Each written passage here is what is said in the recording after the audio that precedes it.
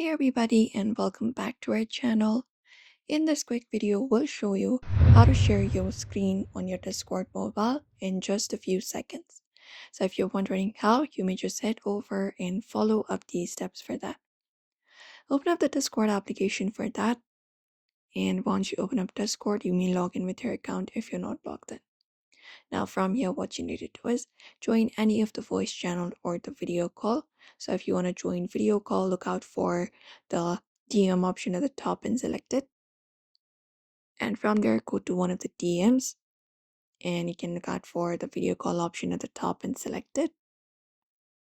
And then once you select it, this interface should appear. You can start sharing your screen through here. Or if not this, you can just go over and join any of the voice channel available. So you can just tap on this option of voice channels, and after you tap on it, look out for the option of join voice, and after you do so, you can swipe up and tap on share your screen, which should be available like this. So once you either join your voice channel or video call, you should be having similar options. So you need to swipe up from the given options and this particular menu pops up on your screen. Now you need to look out for this option called share your screen. It should look like a phone with an arrow. So just go over and tap on it.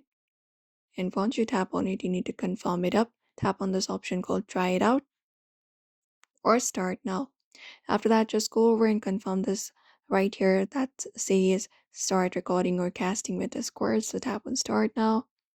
And after this is done, your screen should be shared like this. Whatever you share on your mobile screen will be available to the audience that will be joining your voice channel or your video call. If you want to stop it, all you gotta do is basically head back and look out for this option called stop sharing, and your screen will be stopped. And that is it. You're now sharing your screen on Discord mobile by following up those methods. So you may also follow up this method for that. So like and follow, and thank you for watching this video.